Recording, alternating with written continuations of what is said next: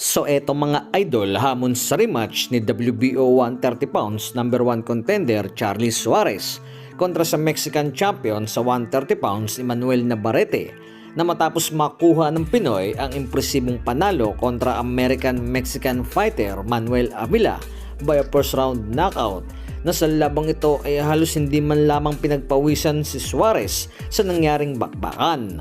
Well idol, sa punto naman na ito ay ilan na rin sa mga boxing analyst at maging si Charlie Suarez ay sinasabing sana'y matuloy na ang rematch nito kontra Navarrete nang dahil sa isang labang walang naging kasagutan na nauwi sa no contest nang una silang magkaharap last year 2025. So tila sinampal na naman ito ng katotohanan si Navarrete na matapos na makuha ni Suarez sa madaling paraan ang kalabang si Avila, ay mukhang liliko na naman ito at parabang ayaw na talaga ng rematch pa kay Suarez, na ilan na rin sa mga balita ay papalagan daw nito ang hamon sa kanya ng kapwa champion sa super featherweight na si O'Shaquie Foster, na kung matutuloy nga naman ang bakbakang ito ay tuluyan ng matatabunan ang nais ni Suarez ng pangalawang laban kay Navarrete. So marahil napanood nito ang pambihirang performance ng Pinoy na kung tutuusin ay hindi na nga dapat panglabanan ni Suarez si Avila,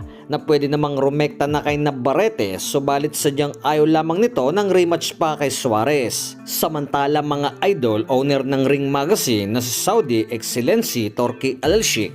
ay muling pumasada kay former 3 Division World Champion Janrail Casimero, na ayon sa binahaging post nito sa kanyang official Facebook page ng Ring Magazine ay sobra ang lakas ni Cuadro Alas sa naging laban nito kontra kay Duke Micah, na hindi tinigilan si Duke Micah hanggang matapos ang laban. So eto mga idol ang nakaraang laban ni Angas ng Pinas noong taong 2020 kontra kay Duke Micah, na tinapos nito by early round knockout, na itong boxer na ito ang pumalit sa nooy makakalaban ni Casimero na si undisputed super bantamweight champion na Oya Inoue. Well idol, ayon na rin sa komento na ito ni Cuadro Alas It's My Boy sa kanilang official FB page, na ayon sa remarks nito ay kung wala nga bang naaamoy, na parabang sinasabi rito ni Cuadro Alas It's My Boy na isang malaking pasabog ang lalabas ngayong 2026 sa kanyang upcoming na laban. So patungkol naman mga idol sa dalawang Japanese boxer na si WBA regular bantamweight champion Rico Masuda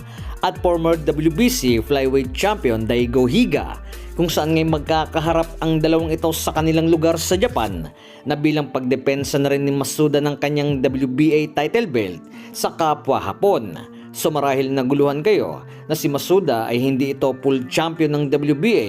ito ay regular champion lamang, na ang full champion dito ay si Jesse Bam Rodriguez. So nakuha ito ni Masuda ng talunin ang legendary Pinoy fighter na si Nonito Donaire Jr. Well idol, mamaya na ang labang ito na isang labang mainit sa dalawa, na labang parehas matigas, na isang baguhan sa boxing at isang veteran na.